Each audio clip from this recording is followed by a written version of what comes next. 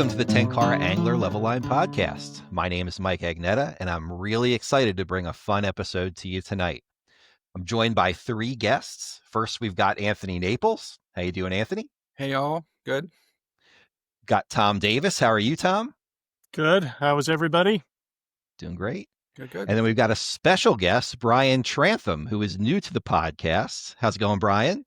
Very good. Very good. Bryan's from North Carolina, but he's coming to us via West Virginia for tonight. So if you happen to see the hotel room in the background, that's what's going on there. Yep. Our topic for tonight's podcast, which Anthony's going to actually lead the conversation, is gear.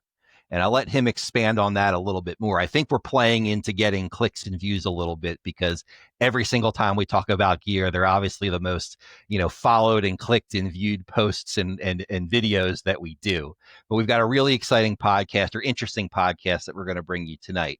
But before we do that, and before we introduce Bryan more officially, I did want to kind of put out a little teaser for everybody just because it's time sensitive. Hopefully you're listening to this. Maybe it's the first week of November. But I did want to kind of put in a little ad out there that we are hosting our 2026 print issue of Tenkara Angler magazine. And we're about 3 weeks away from the deadline, which is November 21st, for people to submit their articles, photos. It could be basically anything that's Tenkara or fly fishing adjacent that we'd like to include in the magazine if you'd like to share it. It's a great format. People really enjoy having their print articles in an actual tangible magazine, and we'd love to have you guys all be a part of it. So if you're interested in doing that, just visit tenkaraangler.com. There's a little tile on our homepage that tells you how to submit your article, and we'd love to hear from you on that. Hopefully everybody on this panel, maybe even you, Bryan, would consider sending in some pictures or write an article too, or we'd love to have it. I might be able to take care of that. All right. Sounds good. Well, before we jump in and I turn it officially over to Anthony, let's introduce you, Bryan. Why don't you give everybody a little bit of background on who you are, where you fish, and maybe your Tenkara, history. All right. Sounds good. So I'm Bryan Trantham. I am from Haywood County in western North Carolina. A little fun fact about Haywood County: it is the only county in North Carolina that no water flows into. One of the highest average elevations in North Carolina, and all the water originates in Haywood and flows out. So lots of really good water there. I call it home, still call it home. Grew up fishing the streams in the area. Picked up Tenkara about, around 2011. So been at it about 14 years or so. Just enjoy hiking into the backcountry. That's my bread and butter trip, is put some miles under my feet, get in there, catch native southern Appalachian brook trout. That's my fish. So I fish in lots of other places too, the Smokies, and take trips to the Driftless, and various other places in the Tennessee and up in Virginia. So a lot of good fishing around the southeast here, close to where I live, and really enjoy it. Awesome. It's great to have you join us tonight. One of the reasons why we wanted to have Bryan on is he is amongst kind of our small small group of fishing buddies. Bryan is kind of our gear aficionado. We ask him for suggestions on everything, be it rods, electronics, camping gear, you name it. So we thought he would be an ideal person to be on this podcast. So with that, I'll kind of kick it over to Anthony, where he can, introduce the idea more formally. All right. Thank you, Mike. And it's good to see Tom and Bryan with us tonight. Get a couple different faces for a change. I know Mike does such a great job hosting these, and I always get super nervous doing it, but I like to give Mike a break now and then. So I tell myself to slow down and take a breath, and let people hear you. So I know a lot of people love Mike, but you have to put up with me this time. So before I get into it, I do just want to say one thing. I want to just say thank you to the listeners and the watchers on YouTube, the readers of Tenkara Angler, because, like literally without you guys, there's no reason to do it. I always want to say this, but we really appreciate that there are people out there listening to this, and there are people looking at Tenkara Angler. Sure, we have affiliate links and we get some commissions from that. It's not a lot, but that's not the reason that we do any of this. I think I could speak for Mike and Tom. I mean, the reason you do it is because you think you've got people listening and you're making a connection. So I just want to say before we get started, thanks to all the people that are listening. And if you know anyone else that might be interested, pass it along to them and have them tune in as well. And we're always love to hear comments. So Totally. Please, make comments on what we talked about. You can add it to the discussion, and you can mention topics for other podcasts that you'd like us to cover. We're very open to suggestions. It's a hard thing to come up with new ideas, so we're always open to that. So for this episode, basically, it's a good old-fashioned, show and tell like you used to do in elementary school. You bring in some stuff, you show it to the class, and you talk about it. The brief for this one in particular, and I hope everyone got it, was I wanted to share some Tenkara or fishing gear, and then I also hoped that folks would bring something that was that they might consider essential gear, but that was sort of outside of the realm of Tenkara or fly fishing gear per se. So something you might consider essential, but that's outside of the realm of normal fly fishing gear. And I'm sure we all have stuff like that. So what we'll do is we each have 2-3 things. We're going to go around and we'll talk about them.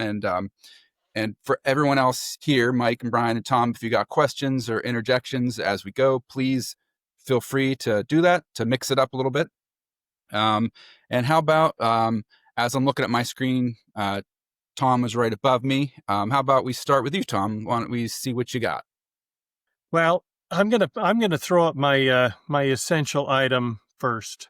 I've written quite a few articles over the years and done a couple reviews on fishing rods, and I think when everybody gets excited when you start talking about various rods. Well, a rod is not my most essential gear for when I go fishing. I've learned over the years that for the most part, there's a lot of good rods out there, and you can fish them all and you can catch fish. So if I go fishing and I actually forget my rods, which hasn't happened in a long time, I can still have a good time. But this one item, if I forget it, I'm paralyzed. I cannot use it. And it's my wading staff. So, in our hobby, we call it a wading staff, but in my age group, we call it a cane. I'm in my 7th decade of life now, and I cannot go anywhere really without this wading staff. I don't now in normal daily life, I don't need a cane, but my balance is not what it used to be, and my body strength isn't what it used to be. And when I get on stream or even out of the car in the woods, like a trail or something like that, all of a sudden it seems like the earth is out to get me. And so I need my wading staff. And a lot of people don't necessarily use a wading staff because they're younger, they have better balance, maybe they have better strength. They haven't had certain health issues that a lot of us older anglers have had. But I bet that as they get older, will lean more to using a wading staff, particularly in certain situations. Higher water, certain stream bottoms. We've all been on those certain stream bottoms that for the life of you cannot stand up for very long. You take a step and it wants to just dump you, bowling ball bottoms, that sort of thing. Well, I need it all the time. And I prefer a wooden wading staff, sort of the Chris Stewart type of wading staff, meaning it's solid, it doesn't vibrate in the water. But certainly any sort of wading staff um, I could use. There's been times when I've gone fishing and I've actually forgotten my wading staff, and I spent at least half an hour or more looking for that perfect stick Right. to replace my wading staff. But of course, then I lose it because after I catch a fish, I go to drop my wading staff thinking it has a tether and it doesn't, and it floats downstream. Right. So anyway, so Anthony, that's my essential. Wading staffs work really well with Tenkara, and the main reason is we're not doing anything with our left hand. We're not controlling line. We're not getting the line from wrapped around our head or our feet or whatever. Our left hand is just there. So it's nice to be able to hold a wading staff, fish, catch fish. I have mine typically with a tether, so I let it go at that point, and it just hangs along my side because I have a strong zinger, if you will, that holds it right next to my hip. Downsides, it can get in the way. It does take a little practice. Wood tends to float, and so it'll float alongside of you, and sometimes the fish will, try to outsmart you by going between your legs or around you or something like that. And so sometimes the staff is in the way, but for the most part, I don't find many downsides to it. And of course, I make mine with a little T-top so I can try to retrieve things out of the water or out of a tree or something along that. That's all that's for it. But anyway, that's it. That's my absolute essential. If I don't have one, I'm paralyzed out there. And so that's it for me. Cool. Thanks, Tom. It just makes me think I kind of have a bum ankle from a sprain years ago, and it's never been perfectly stable. So when I went to the doctor last year, and I told her my main activity is fishing, I feel like you have to explain what that means to people. Like they picture you sitting in a chair on the bank, So I said, imagine that you're walking across a boulder field at night and you can't see your feet and there's something pushing on you, that's what fishing is, and I think about it every time I'm out, one bad step and, you're in trouble. Yeah. It's dangerous. The limestone streams, I don't know if anyone's a geology expert, but the thing I've been thinking about a lot lately is the limestone streams that I fish. There's something about limestone when it, in the water, when it, it doesn't round off at all. There's something about the way it dissolves or something. It stays jagged, so some parts are kind of gravelly, but where it's not, you've got these sort of jagged, angular triangles that you're walking on, and it's pretty tough. So yeah, I've given up a wading staff for the most part because I have elbow problems, so but I've learned to just be really careful, and the big thing is never step backwards. That's the one thing I learned. But yeah, cool. So Thank you. If you don't take a wading staff, then wear a helmet. Agreed. Not a bad idea. Yeah. Yeah. Well, this is a good point to talk about a little bit about safety, right? So a good friend of Tenkara anglers, I won't mention his name just because I don't know if he'd want the information out there. He had an incident a few years ago where he fell and hit his head and was awakened by hikers, so he could have, had it could have been bad, and so I think about it when I go out. When I'm by myself, I stay in areas that are fairly popular areas with hikers and whatnot, and tell my wife where I'm parking. If I'm not back by whatever, this is where you send the people to come looking for me. So, yeah. This is where search and rescue can find my body. Yeah. Right. Yeah. All right. Well, thank you, Tom. All right. How about we'll go to Bryan next. All right. Sounds good. I'd like to say that Tom really hit the nail on the head with the wading staff because the Southern Appalachians are notorious for the slimy bowling ball stream bottoms, and they are. There's many places in the Smokies I do not venture without a waiting staff. It's just not going to happen. So I'm very much have a very tough day when it's like that. If I forget my waiting staff, it makes for a long day of fishing. So kind of on the safety theme, one thing that I do not leave home without, because of the nature of my fishing, because all of you guys don't live here, I go by myself a lot. So, um, in trying to keep my wife informed of my locations, so that if something does happen, um, Garmin InReach, Nice. that InReach Mini. I've had this one probably 5-ish years. The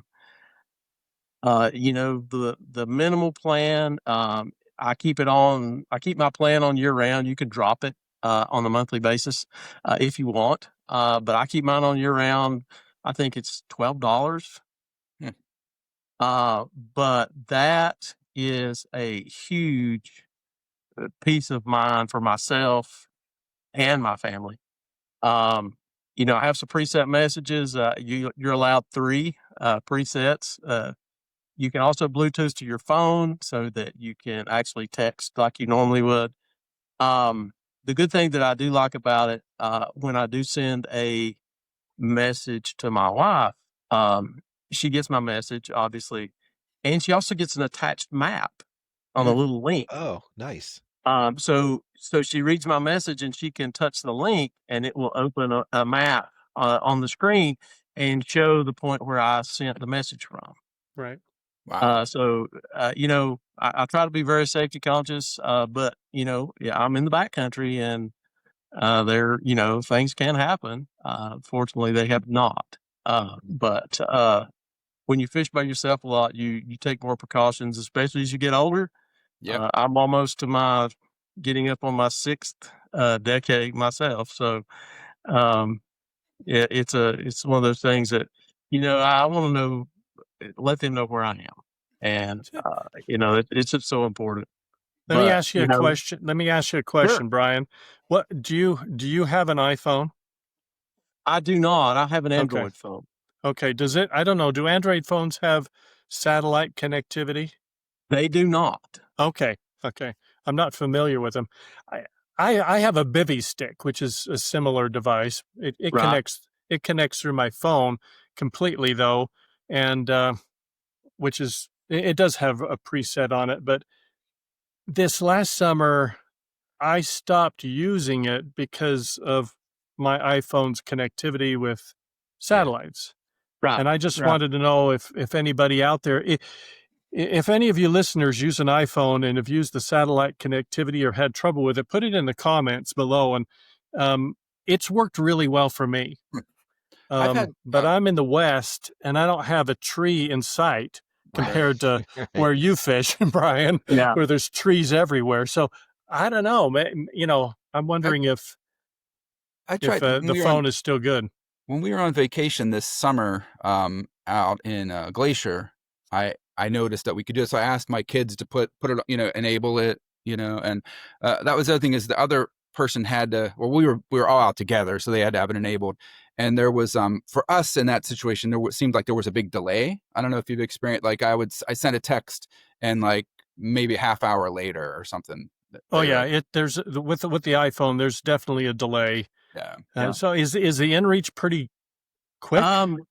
I found, and this is, I don't know if you want to call this factual, but it's my experience with it. I find it does much better if, number one, you always keep it up to date. Right. Keep the firmware updated at all times. You have to actually have to connect it to a laptop to do that and go to the Garmin website in order to update the firmware. But it's a quick process. It takes 5 minutes. The other thing is I always turn it on while I'm at home. so that my phone is connected to Wi-Fi to the internet, is also connected to my InReach. Mm-hmm. And I find that it connects to the satellites much quicker. Hmm. Once you leave service, it does tend, it's at least in my experience, it seems to connect much quicker. Okay. Instead of waiting until, you get at the trailhead and then turn it on. If it's a longer trip, it lasts, it'll last at least 2 to 3 days on the battery life, even on all the time. If it's a backcountry camping trip, I'll either practice turning it on and off to save battery, or I'll carry a small, battery bank with it.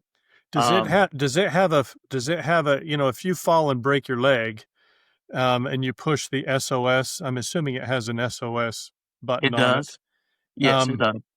And and that notifies, I'm assuming it goes through a private company who's monitoring it.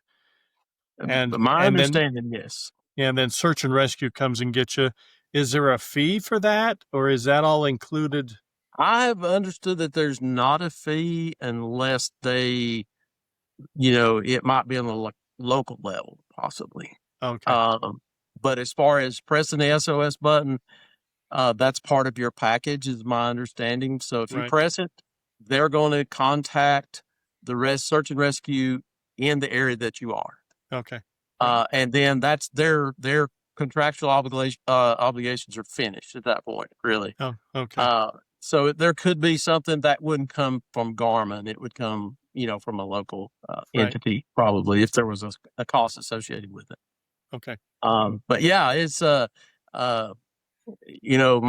presets are my preset messages. My wife laughs at it as, "Hey, I'm here. I'm right here, and I'm doing fine." Kind of message. Everything's okay. The second message is, "I'm going to be late." Later than I expected. And the third message is the one I hope I never have to use, is, "I am getting ready to push the SOS button." So, that's the message I hope to never send, or even accidentally send, for that matter.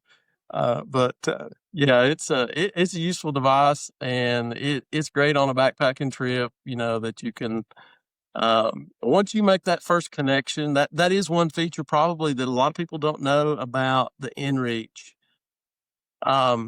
You have to initiate the first connection. So I have to send the message. Right. Once you establish that connection to your recipient, then they can text you back. As long as your unit stays on, they can text you back at any time. Got it. So it's But two-way.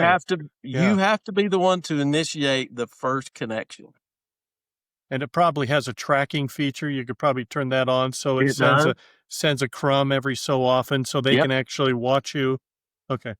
Yeah, if you were doing a longer hiking trip or something, you can set up the tracking feature, and it'll post whatever the interval is that you set it for. It will post to their website, and you can give them a link before you commence your trip, that they can go to that website and they can see your progress. Oh, cool. So good device. I've had it, like I said, I've had it 3 or 4 years now. It's well worth it. Sounds like it. Very good device. Oh, thanks, Brian. I've been wondering those. Oh, good. Yeah, till Android comes out. I noticed Android, I think through one of the carriers now, is touting Starlink connectivity. Yeah, T-Mobile does. T-Mobile, I actually have T-Mobile, and I have a Pixel phone, and it's a certain grade of phone. I have a Pixel 8, which doesn't work, but starting with Pixel 9s, starting with Pixel 9s, it does work. So I haven't signed up for it yet, but I might try it if I ever have to upgrade my phone. We'll see. Cool. All right. Hey, well, thank you for sharing that. I've been wondering about those myself, Brian, and I mean, the advantage over the phone, right, is the battery life, right? You can, yes, the battery does last a long time, and it takes very, very little to charge it. Even a small battery bank will put 2 to 3 charges in it. It takes very little to charge it. Yeah. Cool. All right. All right. Well, over to you now, Mike. What have you got for us? Okay, so I brought three things tonight, and none of them are actually fishing items. Oh, So cool. I'll go Excellent. through the I'll go through the first one. I don't know that I would call it essential, but if you rewind the clock a couple of years, I feel like subscription boxes were like a thing for a while there, where you'd like sign up and get like a monthly delivery of like gadgets or whatever the theme it was, right? Sometimes it was clothes, sometimes it was shoes, it could be Yeah. toys, whatever, right? So I signed up for this outdoor themed box. And one of the things that I received in the box one month, and it was folded up, so don't take it by its size, is this tube. And what this tube is it's actually a beer cooler. You put 6 cans in it, and it's a lined cooler, right? I'll open it up right here. You can kind of see like the silver on the inside, right? So it's like a beer koozie. Well, I use it to bring my Tenkara rods around in. And like it is and I think people that know me, they know I travel a lot when I fish, not only like long distances in the car, but also through airports and things like that. So this has become like, I know there's a lot more elegant solutions to storing and traveling with a lot of rods, but this has kind of become mine. I can dump like 8 or 9 rods in here, just, handle on this side, handle on this side, Yeah. back to back to back. And it's also big enough where if you want to, pull it up here, if you want to put your spools in the one end, like they'll fit in there too. You know what I mean? Like it's Yeah. that size. So it's one of the things that I kind of did for the first time on a whim. And I've been using this for like 6 or 7 years now. Nice. And it's kind of become my companion. It is nice because it is a little bit padded on the inside. So if you are concerned about your rods getting nicked up or banged around, they really don't. And I've thrown that thing in overhead compartments in airplanes and all sorts of places. And it's just been a really, really good piece for me. And the best part of it, that one, I think, like if you were to buy it new, it's like $25 or $30. And I know there's even less expensive versions that aren't made of like that twill on the outside and things like that. So if you're just looking at for like a quick carry case or something like that to toss a bunch of rods in, Yeah. that's what I use, and it's served me well for quite a few years. Yeah, that's cool. I mean, you could even throw, I have a tiny waist pack that I use when I'm fishing, you could probably fit that stuff in there too. Yeah, it is. I'll pull it back out. I mean, it is pretty roomy. I mean, you could definitely fit a fly box in there or things like a small, smaller fly box or whatever if you wanted to just basically throw everything in there. But like I said, I kind of stack my rods up in here and, take them and good to go, weighs nothing. And it's, pretty easy to move around. So that's definitely one piece of gear that's not fishing related. Chris Zimmer probably won't like me, waving that thing around. But it served me well, in my especially in my travels, over the years. Yeah. I'm surprised there's not an Eagles sticker on that. We'll figure out how to get one added on there. Exactly. Big Go Birds and marker on the side or something like that. Cool. Well, thanks, Mike. I love that. That like reminds me of like the old days in Tenkara, right? When everyone was like coming up with like hacks about like, Totally, for this or for that or whatever. That's cool. Exactly. It's like I the still good old have days. I have a couple of if you remember the Tenkara Jam, uh, little sleeve Oh, bags, the little the shoulder draw. bag, like the little Yeah, sling bag. Yeah, Yeah. yeah. I have a couple of those actually. All right. Well, thank you, Mike. So I've got a couple of non-fishing things. I guess the first one I'll share, that I consider absolutely essential for my fishing and for my hiking. It's called the Night Eyes Hitch Phone Anchor Tether. So this is what it looks like when it's not in your phone. So we were headed on a trip to Yellowstone. And my wife actually bought one at REI because she just wanted something to tether her phone.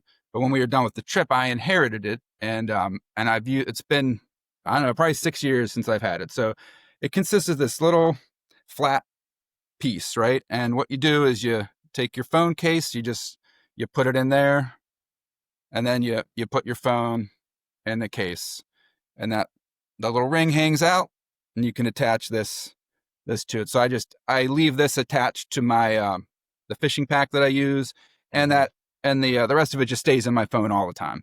I ordered a new one. It's getting a little ratty after about 6 years. It's still fine. I ordered a new one. I hope I would have had it for this podcast so I could have showed you a new one, but it's coming tomorrow. But anyway, it's essential, and it's you could attach a longer one, but this thing, I attach it and it's plenty long enough if I want to get pictures of fish or whatever. I've lost 2 phones and a camera over the years in the water. So Pricey. this is essential for me. I mean, now the phones are a little bit, you drop it in the water, it's not going to ruin it. But a lot of places I fish, if I drop it, I may never find it. So, so I consider it essential. It's definitely saved me. Even other times where I would take a picture, I'd leave the phone laying there and I'd realize, 15, 20 minutes later that my phone was back along the bank somewhere. It keeps me from doing that. So that's kind of my essential thing. And it's like $13 or $14 on Amazon. So super cheap. And I find it super handy. I use it all the time. Even stuff like we were on we did like this thing in Colorado. It was the Alpine Loop. We go on the off-road vehicles. Okay. It is, and my son, I had that. He didn't have one. And, those things, you're bouncing around on the rocks and his phone disappeared. It just vibrated out of his pocket, So it's good for that. And they advertise it as like an anti-theft device as well. Like if you were traveling, you got your phone tethered to you. So I don't know, pretty cool. So that's what I got. We'll go back around if you don't mind. Go my back next to back. thing. Yeah. My next thing is kind of boring. It's very boring, even more so my first one. And it's kind of generic, but it's essential for me, and it's made my fishing life so much better. And it's these inserts. So I don't know about you guys, but I could never find a pair of like wading boots that were comfortable at all. And when I was done fishing, like my plantar fasciitis would be horrible. My feet were just pummeled. And so I was talking to a fishing guide once, and I was like, does anyone make inserts for fishing boots? And he was just like, just buy regular inserts and put them in your boot. And I was like, oh, I never thought of that. I guess I thought that they would fall apart or something. But I've been using these Dr. Scholl's for like 2 years, and they're fine. I take them out. I don't let them sit in there. I take them out when I'm done. And it's made such a difference. So if you have a problem with your uncomfortable boots, don't hesitate to just go and try some different inserts. And those half ones are nice because they give you all your toe room, but they still supply a good heel cup to hold your heel in place. For a good foundation, but then your arch support for your plantar fasciitis. Absolutely.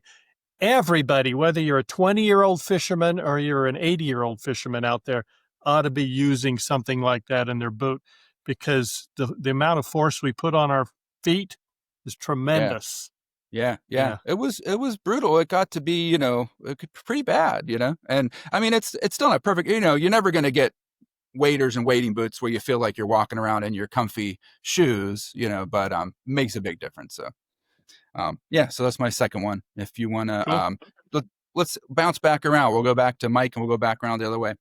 All right, cool. So like I said, then my next thing also is not necessarily a fishing thing, but I do use it for fishing a lot. And I apologize for those that are listening and not watching. There'll probably be a little bit of sound effects going on here, but it's a blue IKEA tote bag. Oh, there it is. And what I use this for, like I said, I travel a lot. And when I'm fishing out of my car, I have like a big kind of like Rubbermaid tote that I throw like my wading boots and my waders and my rods and bags and all that stuff in, just to kind of keep them all contained in the back of the car. But I can't bring that on an airplane with me if I'm flying somewhere to fish.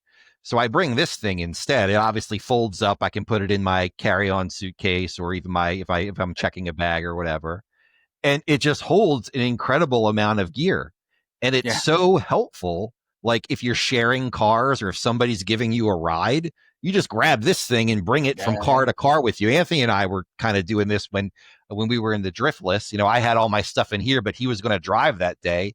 So basically my fishing life was out of this bag, and I just pick it up and move it in the back of Anthony's, wagon or whatever, and off we go. So this has become a very important kit for me. It helps keep, especially if you got a rental car, you don't want to get it like super dirty in the back, right?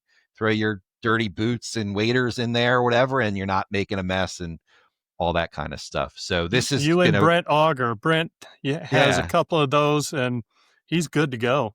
Yeah. it's an awesome gear hauler. And I've actually seen people, the first person that I saw use it actually stood in it to like change their wading boots. You know what Oh, I yeah. mean? Like, Oh, so they yeah. didn't, Yeah. they weren't standing on the ground and getting their, socks or feet or whatever muddy. So I've even seen people use it for that use too. But How hard was it to put together?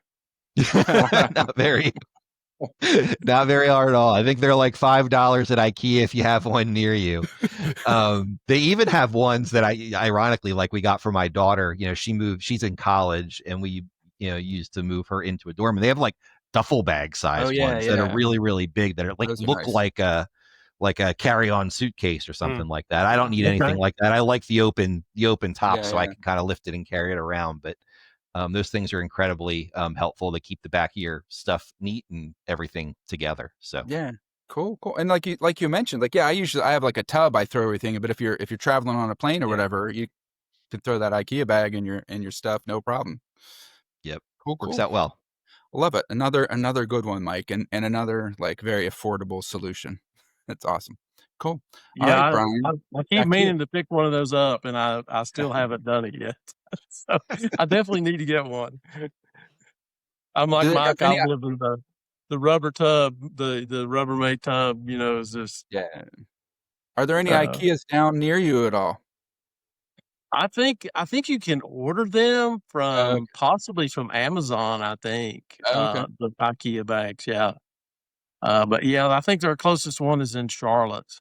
Okay. So it'd be a bit of a drive, but I may catch one on maybe one of my work travels or something. And if I go by one, I'll stop and pick up a couple. Cool. All right. What have you got next for us, Brian? Well, it is fishing related, but it's actually not. Probably was not designed or thought about for that purpose. And if you fish with me, and quite a few of us in our fishing group have these. I think we've all customized them to our own needs, and we all have different sizes, and that would be the kit bag from Field People Gear. This is the regular size version. This is the search and rescue version. It has the web on the front.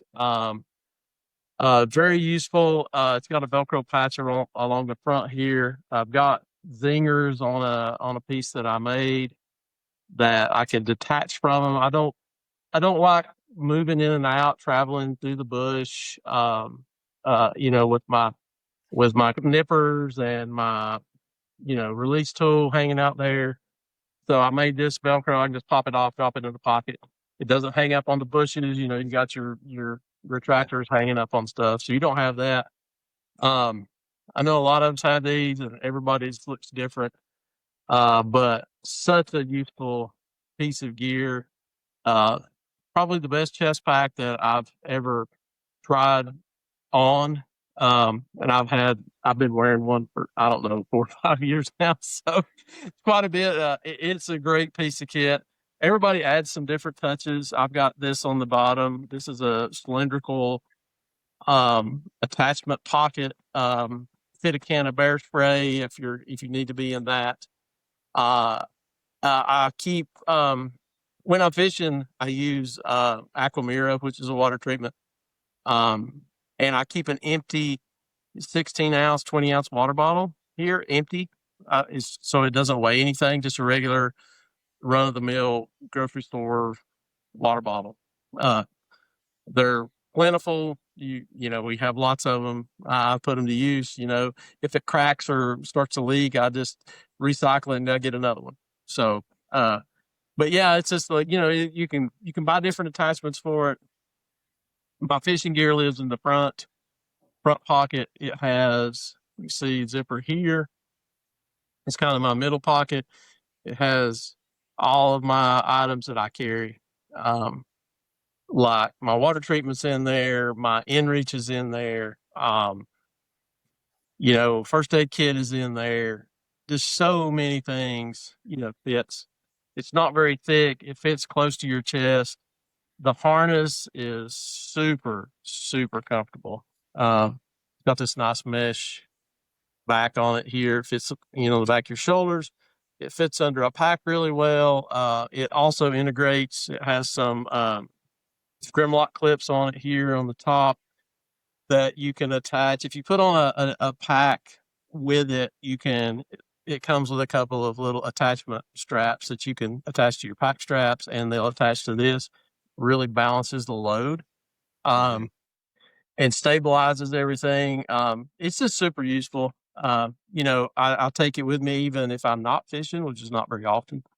And it's just a great piece of gear. I love it. It's very tough.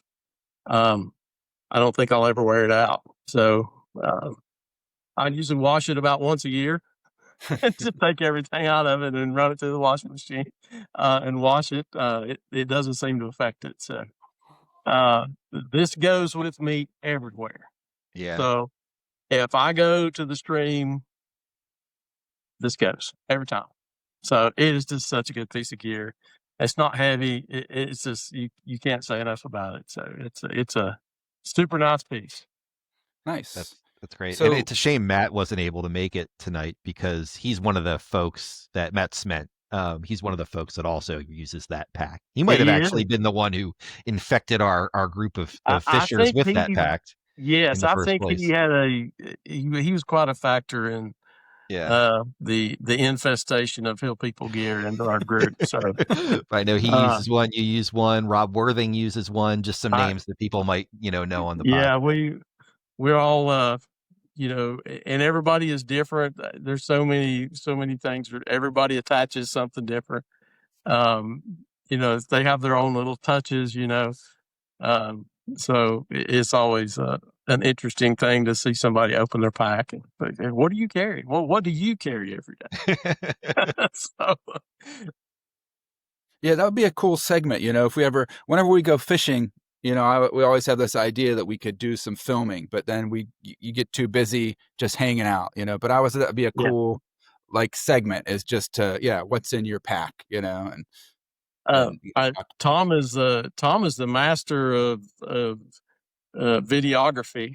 I aspire to be a 10th as good as you are. So watch your videos constantly. But yeah, it's someone asked me about it not long ago, and it's videography is hard. Yeah.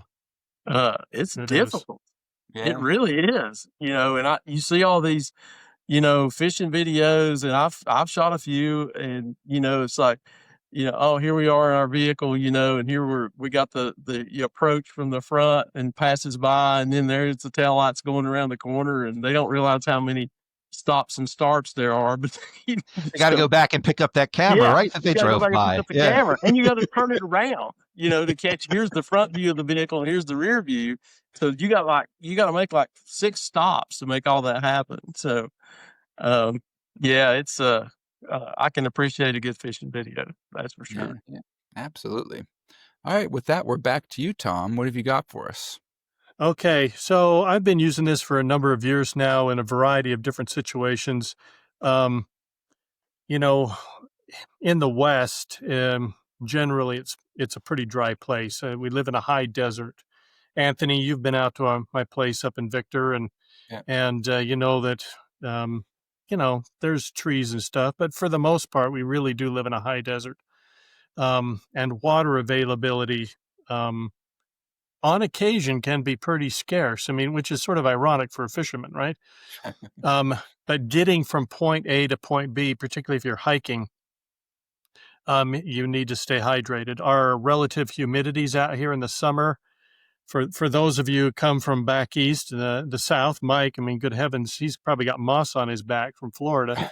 But but you come out to Idaho, and our relative humidities in August are about 10%, or sometimes even less than 10%. Hence the wildfires, right? Right. Well, hiking or moving around, we lose a tremendous amount of moisture through imperceptible losses from breathing and sweating and that sort of thing. And so a lot of people carry hydration bottles with them, sort of something like what Bryan was talking about, what what works for him. He's found what works for him. I carry a Catadine Be Free. I don't know if any of you have one of these or have used these. It essentially is a water filter. In the West, we have very clean water. There's no worry about viruses. There's no hepatitis or things like that in our water supplies. If you're downstream from a place that has open range ranching, there might be some E. coli, but even that's pretty few and far between. But the main thing is Giardia, right? The Giardia parasite, and that's the reservoir is beavers. So anywhere that there's beaver ponds, and that's most of the place out here. So you want a filter that will filter certainly Giardia, E. coli, but you don't need to worry about viral filters here as you would in other parts of the world. Well, the nice thing about the Be Free is that it collapses down because this is just a plastic bag. It collapses down and it fits in my pocket. I usually just shove it in my right pocket where you normally carry my Victorinox knife folder. And then when I want to use it, I pull it out and, dip it in the water. Now, it's a micro tube filter like so many of them are nowadays. And it's hard to see that bright light and focus.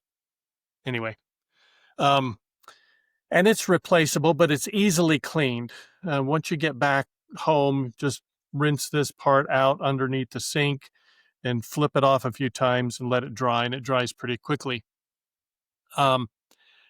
One tip, I'm old enough that they used to be called tips or tricks.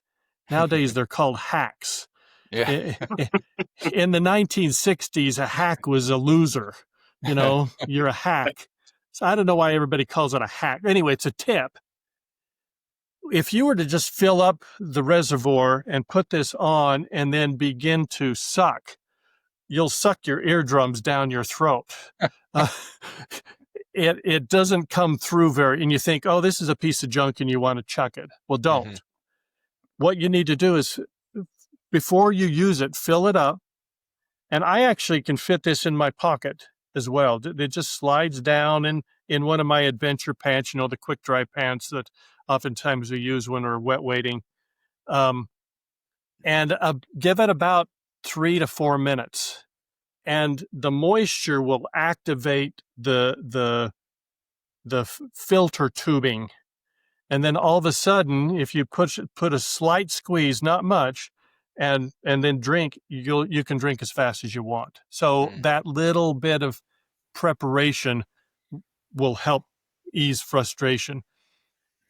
This bag is made by Hydro Flask, is the company who makes the bag, and it's pretty thin. I mean, this is designed to be ultralight for trail runners and stuff like that. And so when you read reviews, that's the first thing that goes. This filter lasts forever. I don't remember how many liters you can move through it, but we can look that up. But this oftentimes will pop. I actually have a backup bag by Hydro Flask. This one is a little heavier gauge. I don't even remember what the name of it is. But they're all universal. They all fit. So you can actually just unscrew this and put it on here. And you can get these of different size. So I find it to be very useful. And it helps me stay hydrated when I'm out on the stream. I mean, everywhere I'm at, for the most part, there's water. And then if I'm going to hike, I'll fill this up before I go. So I'm just carrying this water, and then I drink it. And you're not carrying a ton of water. I don't really like Camelbacks. I used to do Camelbacks when I was younger. That's just too much water. It's too heavy. I don't like the weight. But this little Be Free, it's a great option. It's sort of like a Sawyer. I think a lot of people use the Sawyers. Yeah, I've had more trouble with Sawyers. I have the Sawyer one. Yeah, I've had trouble with Sawyer's, and the other one is what's the blue straw, Life Straw or something like Live that. Yeah. straw. Yeah. For the life of me, it like I said, it'll just pull my eardrums right in. It just kills me, and I'd rather be thirsty. But anyway, Yeah. so that's Uh, it. oh, yeah. I have. I use the Sawyer Mini, and Yeah, what's cool is you can get different size bags and stuff. But the one thing that you have to be careful of is I store most of my stuff in my garage, which is unheated. It's attached to the house, but it's unheated. So in really cold winters, it can freeze. So right. if that Sawyer freezes, if it's moist in there at all, it Yeah, ruins it. It's it's done. shot. Yeah, Yeah. yeah. So I've had that happen to me. So if you do, I don't know if that's the same, but I know with the Sawyer, don't keep it where it It freezes. is. It Yeah. is. This is the same. It's with any filter, particularly the micro tubing type of filters. I when I get home, I just take this to my room, my fishing room. Like Mike is sitting in his fishing room. And I rinse it off in the sink. I set it on the counter. I just let it air dry for a couple days, and it's good to go the next time. Cool. Yeah, yeah, yeah. I didn't realize mine froze, so I was out on the stream with it, and I tried to use it, and I burst the bag. Right, you just squeeze in, and nothing, and then the bag exploded. Lesson learned. Yeah, Yeah. and like to add on to like what Tom was saying, I know when we did I guess it's the last podcast, the destinations, or whenever I talked about Rocky Mountain, there were comments. Yeah. People talked about hydration, and yeah, absolutely. If you're from the east, when I go out in the summer, I'm sweating. I know that I'm losing moisture, but when you're out west, you don't really notice that you're sweating. You're losing all this moisture. You don't even notice it. So if Yeah. you are going out west for the first time, yeah, stay hydrated. It's so easy. And the other thing is I always get really chapped lips. So I always like make sure Yeah. to have like SPF chapstick when I'm out there. Like I remember we were like out fishing in Colorado and we had to go into town and get chapstick. We're both, it was terrible, but yeah. Thanks, Tom. That's when I wasn't aware of that one. I kind of like it. Looks like it's a little more compact than the Sawyer one as well. It is. Like I said, I can put it in my pocket, and it doesn't get in the way. There's no hindrance, and so Cool. All right. Well, I guess I'll go. So this is my first truly fishing related item, and it's a new net that I just got. So I had a net that I bought off of Amazon that I liked because it was folding. I wear like I don't wear a vest or anything. I just wear a waist pack, and so I like a net that I can hang on my belt. So I like a smaller net. So the one I had finally fell apart, and so I was searching online trying to find a folding net. So I ordered the same one from Amazon, but the design had changed, and I could no longer open it with one hand like that I used to be able to snap it open. The new one didn't do that. So I was back to the drawing board and I was looking for nets. So I came across this site. It's NetTrek. It's NETREKK.com. And it's all it's on there are nets. And that's where I got this net. So this is the smallest one they had. It's called the Alpine Angler. It's got a fixed handle and it's folding. So the cool thing about it, I don't know if I'll probably knock something over, but so it's got, I've got a carabiner here, so you could attach that to your magnetic net release. And then when you need to use it, you just flip it open and it just opens with one hand. You don't have to, unlock it or anything when you need to open it. It's got like a chain on this side so that it folds. And it's pretty cool. I haven't fished with this yet, so I can't speak to all that. But the construction looks really nice. You can, when you order it, you can it's hard to show it. I don't want to show you my phone number, but you can have they make a decal that puts your name and your phone number, your email or whatever if you want. So if you do lose it and someone finds it, it's got some return information on it. I think this one was $45 plus shipping from NetTrek. It's really cool. Like you get it with a black net or this one, and they also sell the other, like the rubberized netting if you don't like this kind of netting.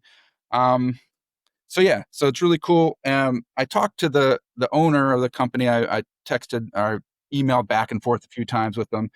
He's very enthusiastic guy, and they've got tons of. If you go to the website, there are tons of options, and there are some really cool ones. I'm not in the market, but you were talking about waiting staff. So he sells numerous combination wading staff nets. So you can get like a net it's a folding net, and it's also a wading staff with different, grips, different lengths, telescoping nets, which for the driftless, I might need to get one of those, because out there it's nice to have a little longer net, because when you're on those higher banks and stuff, so you can get telescoping handles and stuff. Anyway, cool. It's a cool site, all kinds of stuff. And I'm sure if you talk to if you email the guy, I'm sure he'll get back to you if you have questions.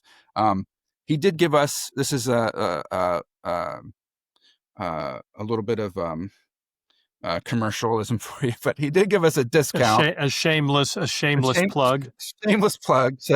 So I did talk to him and asked him if he would give us a coupon. So right now there is a coupon code for Tenkara Angler listeners, TA10. If you go to a site and you put in TA10, you get 10% off a purchase. So what was his website again? It's nettrek.com, netrekk.com. So all right, we'll make sure that and links in. Is that TA10 as in TA, the number 1, the number 0, or do you have to spell out TTN? Yes, 1 and 0. Yep, yeah. Tenkara, TA as in Tenkara Angler 10, TA10. Yeah, and you get a 10% discount. Like I said, I just got it. So go ahead. Yeah, I don't know how many nets you guys have, but I've got a whole arsenal of nets, and I don't know. You can sell a Tenkara rod like that. But you cannot sell a net. Nobody's going to buy a net. Oh, to unload one, or yeah, you can't do that. I mean, nobody buys them. Really? Oh my gosh. Well, and this, like I said, this one was very affordable, like $45. A lot, and the nets can be really expensive. Now the other ones, yeah. That's why you can't sell a used net, because you can get one for $45. If you get the telescoping handles and the wading staff ones, they're going to be a little more expensive. But anyway. Yeah. I thought it was a cool website. Just kind of, it's all he has. It's all he does is net. So it seems like it's a one guy operation. Maybe he'll comment in the thing, but anyway, he seemed like a cool guy. Was very enthusiastic about it, and I'm sure he'll be happy to answer questions. So I thought that was kind of cool. I can't really, like I said, review it at this point, but after I get to use it, I will. The one thing I do want to mention, when I first got it, I was a little bit worried. Right here, there are some screws. When I first got it, it wouldn't flip open. Now, but then I noticed there are these screws. You got to just adjust the screw, loosen it or tighten it to get to where you want it. So that fixed it right away. So if you did order one and you thought that it wasn't flipping open properly, that was all you had to do. That was pretty simple. So anyway, that's my fishing related one. I don't remember which direction. I guess we're over to you now, Mike. Oh, back to me? Okay. Yeah. All right. So my last thing, it might be a little bit of a head fake, but I've got another thing that's not fishing related. It's a little like packing cube sort of thing. And they make these like for just general travel, right? It's you could put like electronics in it. You could put like loose odds and ends and things like that. And I bought like a 3-pack of these on Amazon for like maybe $15 a couple of years ago. And I ended up, they have like a mesh cover. So you can see, like I'm holding it up if people are watching this. You can see all my line spools on the inside. And it's just a really easy way to organize your packs, especially if you like go with a backpack. Like I don't have a cool little chest pack like Bryan has. I have a backpack that I just dump a whole bunch of stuff in. And that way I don't have to like dig around and try to find the spools. But this isn't really like what my most essential thing is, because I didn't actually mention what my most essential thing is. It lives inside. Oh, okay. So when I open this up, it's not any of the spools. I do have, spools in here and some, level line and stuff like that. But in the back, I don't really see people talk about these that much anymore. It's this. It's a tip grip. And it's the thing. So it's a little, if you can't see this, if you're just listening, it's basically a little square of cut, I guess, shelf liner. And it's that rubberized shelf liner that you'd put in like a kitchen, shelf or cabinet or whatever. So like the dishes don't move around, or your silverware or whatever it might be. And it's cut into like a 1x1 inch square. And, back in the day, I think Chris Stewart, Tenkara used to give them away with like everything that you'd buy from him. So I've got like a whole bunch of them. Exactly. But the reason why it's like essential to me is like 9 times out of 10 or 95 times out of 100, I don't need this when I go fishing. But the 1 time or 5 times when I do, and you can't get your rod to collapse, it is an invaluable piece of kit to kind of grab the two sections close together. The rubberized grip helps you, grip them, for lack of a better term, and then push them together and dislodge a jam section. I mean, Brian's fished with me before. He knows how much I'm stuck in trees and stuff like that, and I'm yanking my stuff free, and I get my rod tips or my upper sections jammed all the time. And this helps me get out of that jam, so I'm not hiking back to my car or, throwing a rod that's kind of semi-collapsed in my car that could, actually break the tip or snap the lily and all those sorts of things. And so, it takes up zero space and zero weight. Totally. Yeah. So tip grip, Yeah. if you don't have one, you could probably go to a dollar store, buy this lining, and you probably have 100 of them by the time, if not more than that, by the time you're done. But I'd highly recommend having these. If you get the one that's black, you can use it to make ant flies too. Oh yeah, there you go. True. Yeah, it is kind of like it has kind of like bulges, like little bodies on there. People cut that and they into an ant shape. So you got the two the thorax and the abdomen, and you tie it on, and you got an ant. Yeah, I feel like I give one of these away at every single camp out I go to. Somebody inevitably has a jammed rod, and I just hand them here. I don't want to try to free it for you, but here's a little thing to help you do it. And here's another tip with those, or a hack or whatever. Before you go and raid the kitchen, tell your wife first that you're going to chop it up. Always better to tell her first. So that's a good call. Good call. Cool. All right. Let's see. I guess, Brian, you got something else for us? I do. Got one more thing. Definitely a fishing item. You probably saw it when I was showing my pack. This is the no-touch-trout.com release tool. Yeah. A fantastic tool. I think the person that makes these is close to you, Tom, I think. Yeah, he's up in the Bitterroot Valley, Montana. Yeah. Yep. And I ordered one several years ago from him, and I used it and was off with, I think, maybe Rob on that trip, Rob Worthing, and we were in some terrible bushwhacking trip that we seem to get into fairly regularly. I think it's a combination of both of us caused that generally on our trips.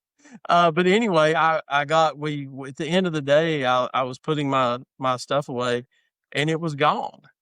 The branches just steal them from you. Snatched it right off. The zinger was still there. Got the same zinger. It didn't break the zinger. Everything was still there, but the release tool was gone. And I immediately ordered another one. He's a super nice guy. Always sends you an email. It's like a personal transaction. He always wants to see pictures of fish. He's a really interesting guy that makes those, and they're very inexpensive.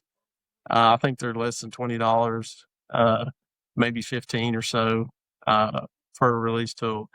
And I've never had any trouble with them. They're very easy to use. But yeah, that I like protecting my native brook trout here and my wild fish as well, but particularly brook trout. So quick releases. I'll usually maybe pick one up for a picture, but as quick as I land them, I don't even touch them. I just hit them with a release tool, drop them right back in the spring. Works for me. Yeah. Yep. That's definitely probably my most used piece of gear when I'm catching fish. Definitely, it's a workout when the fish are really on top of it on a good day. What was the name of that company again, Brian? It is called, I don't know if you can see it or not. It's called no-touch-trout.com. Okay. So, yeah. So a really super nice, quick response. Mails it out the same day or the next morning, and you get it. He's always really quick. So, yeah, super nice guy though. Cool. All right, thank you. That's a good one. Yeah, I have like the one that's like a cork. It's like a very similar. Have you seen that one? Yeah. Yeah, I think I have that one. Cool. And I use the catch and release, which it's nice. It has some quirkiness to it, but the nice thing about that one that Bryan was showing is that particularly for the flies that we use, it accommodates all sizes. Yes. Whereas a catch and release, you have to choose your tool to fit your fly. And it can actually, if you use it wrong, it can actually cut your tippet. So yeah, that style of tool, the little wire loop, is highly effective. Yeah. Cool. Very, very easy to use too, because, you land the fish and you just hook it around the tippet, slide it down till it reaches the hook bend. And then basically you just make your hands change position. So you just do this. Yeah. And it just turns the hook right out. The fish drops right in the water and it's off. I mean, it's very quick. Yep. Cool. That always reminds me of the, I don't know if the new generation of Tenkara anglers has ever seen the videos. Maybe we can find a link to them, Mike, and put it in there. It was the Tenkaraman videos from Japan. Yes. Yeah, that net thing of his. Yeah, and he had this. It basically was like a net, but it wasn't a net bag. It was just flat on top, and it had a built-in release, kind of like that. So he would land a fish, and he would lift it up on this like tennis racket like thing. It would just lay there, and he would wrap the tippet around this little hook and pull it up, and it would pop the fish off. And I always wanted to try to make one, and I've asked, and if anyone has ever tried it and made one, leave a comment, because when he would do it, the fish would just lay still. They wouldn't flop around. They were very well behaved. Yeah. I know they were not like my fish. Yeah, exactly. No. So I always wondered if there was something about being in on that flat surface like that just, I don't know. If anyone's ever tried it, let us know. But they're interesting videos. I don't think he posts anymore, but they were kind of cool. I bet you we could find something somewhere that has a picture of it or whatever. Yeah, I don't know if his website still exists or not. I think he's online. I think you can find some YouTube videos. But yeah, that was kind of cool. All right. I guess we're back. Tom, you got like a caddis floating around or whatever? Yeah, did you see that? Yeah. Exactly. I was going to try to match that. Yeah. There it is. So I think these are moths wanting to eat my fly tying flies. So the item I have, I don't know, I guess it's fishing related, although you could use it easily for non-fishing, was something that Mike reviewed a number of years ago. When I first started practicing Tenkara, and when I was wet wading, well, actually, even when I wore waders, I picked up the habit of using wader gaiters. If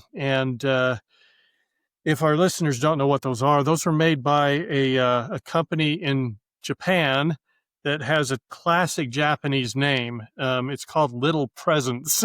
I mean, I don't think anything in America would be called that. But anyway, and it was called the Wader Gator, and Chris Stewart sold them. And essentially, it's some neoprene with hook and loop connections on it, and you wrap it around your leg, and it goes from about your mid-thigh down to your ankle, right? So it's a gaiter, and it worked really well to protect your waders from burrs and ripping your waders, getting holes in them, and it helps with some of the temperature of your lower legs when you're wading. Well, this couple of years ago, I saw a review from Mike in a sort of a shoddy magazine called Tenkara Angler. Anyway, and I got a different. You remember these, Mike? I do. River Runs. Yeah. This is by a different company. This is by River Runs, and it's essentially a wader gator. Sorry for those who are listening, but you can look these up online. I like these a lot better than the Little Presents. The Velcro or the hook and loop connections are bigger, and I haven't had any trouble with them. With the wader gators, the way that they wrap around, if you put them on the way that they tell you and you walk, your thighs when they rub together, your lower legs when they rub together will actually disconnect the upper. Does that make sense? Disconnect the upper hook and loop. Yeah. And so you're walking and it's like your pants fall down. It's not your pants, it's your waders. And they always fall down at the worst time. And these I have not had any problems whatsoever. These connections are outstanding, and they're really streamlined, and they don't get caught on anything. The material, the neoprene that's used, also is less, at least in my world, less likely to pick up cockleburs, or we have a plant out here called a hound's tongue that is the bane of our existence. You're walking, you swear it's an empty field, but when you get out, they are all these little, 3 millimeter burrs stuck to you everywhere. Yeah. And they are really annoying to get off. So they don't stick to this like they do the little presents quite as much. I use these certainly when I wet wade. They also have a little bit of padding for kneeling. I don't kneel as much as I used to because I'm old, can't get up. But they're just really good. They're really good, and they'll protect your waders, and they keep your lower legs warm if you're wet wading. Anyway, I saw Mike's review, and from that I actually bought a pair, and I've been very impressed for the last few seasons with those things. Did you do the surgery on them and remove the loop on the top? If I remember right, they come stock with a loop. Yeah, you did. Sure did. Cut it off and burned it with a Bic lighter. Yeah, if you can't see it, there's usually a strap that you could run up to, I guess, theoretically to your belt or whatever. So they will pull your pants down. Yeah, that's what I found too. I tried it the first time and I felt like they were just tugging at my waist the whole time. I did the same thing and cut mine off. And they don't fall down. I've not had these ride down at all. So yeah, they're fantastic. So. And they're very friendly. They have a very friendly price tag on them too. Yeah. Very I don't know much what they go for these days, but I feel like it was under $20 or. Were they from Amazon? Is that where you got them? Yeah, they were from Amazon. Full disclosure, they were from, River Runs is just one of those, kind of Chinese company that just sources things. But yeah, I've never seen that from anybody else. Like nobody really knocks off wader gators. And yeah, exactly. The fact that they had those at a really good price. It was they seem to be cut more for, I don't know, North American legs. The little presents are made for Japanese legs, and there's a lot of people who complained they didn't fit them. Yeah, but these they're really good. Anyway, Mike's review sold me. Sweet. Nice. Does anyone else have any other things they'd like to share? I don't know if anyone has anything left. Yeah, I'll just show this. Okay. Since this is like what Brian was talking about. Oh. This is a catch and release, right?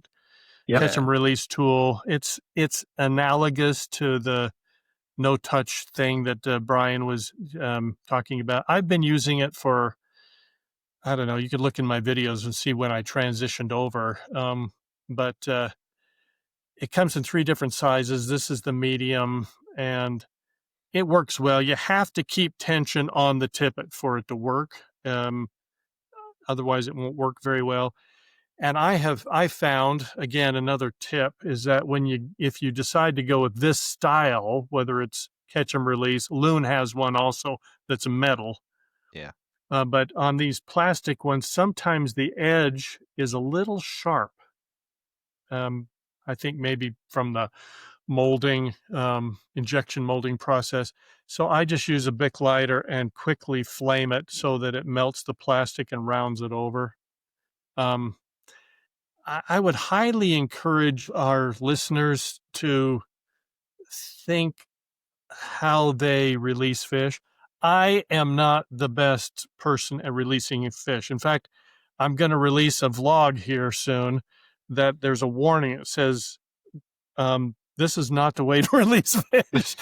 If that bothers you, don't watch. Yeah. but I don't know. I think they're more resilient than we give them credit for, the fish. Here in the West, they dump them out of airplanes into lakes and into rivers to plant them. So they're pretty hardy. But maybe, just maybe, we touch them too much or for too long, probably more to too long than actually touching them. So I agree with Brian. it's changed my particular practice, if you will. The other thing I've noticed with this type of non-touch releasing, again, this comment is specifically to this tool, is that if once the fish gets to be a certain size, or you're in certain speed of current, so it's dragging on the fish, if you're using a really thin tippet like 6X, or I use 5.5, there's more of a chance of popping that fish off. They'll take your fly because you're putting a little pressure on that tippet right in one spot. So once they get to be about 15, 16 inches, it's probably more, I mean, if you want your fly, it's probably better to just net it. And, but do you agree with that? Have you found that in your use of that other tool? Once they get big enough? It's when you get to a certain size, Tom, it's not as useful. Yeah. I agree with you 100%. You're going to get to a point that you're going to have to net the fish. Yeah. And I think that's, like you said, I think it's the amount of time that we touch the fish versus actually the process of touching the fish. Yeah. Yeah. That makes sense. Sometimes we tend to handle them too long, and they get large enough. Could you release them with a tool? Probably, but you might do more harm than good because you're going to have to control that fish longer. So yeah, I would definitely agree that that magic point's about that 15-inch range. I think that's what works for me. Yeah, that's what works for me in my water. So yeah. Cool. All right. Well, it sounds like that's all the gear that we got to talk about. I hope that I know that I got some cool ideas from talking to you guys, and I hope that the listeners have got some ideas. And as always, in the comments, if you have any gear tips, things that you really like that you want to share, essential items that are not fishing specific, please share them in the comments on the YouTube channel. I don't know if people can comment on is there any way to comment on the other platforms, Mike? Like, I know some of them you can. I think Spotify you can. I don't know. Like I only listen to our podcast through Spotify. I don't know if you can do it on Apple or anything like that. I guess it just depends on where people listen to them at. I always use YouTube for stuff, so I don't know. But so please leave comments and let us know if you got any other gear tips that you want to share with the Tenkara community, because that's what that's all about, is just getting information out there for people and being interactive, I think, is what we hope that it is. Totally. So, all right. Well, I just want to thanks to Tom. We haven't seen you for a while, and Bryan, thanks for coming on for the first time. Hopefully, we can get you back. You're welcome. Enjoyed it. Tap into your vast gear knowledge. Not to meet you, Tom. And and then Mike, as always, thanks for everything you do for us here. I don't know if you have anything that you want to sign off with, Mike. No, I'll just say, hey, we'll try our best to put all the links to all the fun stuff that we talked about today in the video description, if we can track them all down. And I hope everybody, enjoyed listening to the podcast. All right. Yeah. Thank you, folks. Cool. Bye, everybody. Bye. See ya.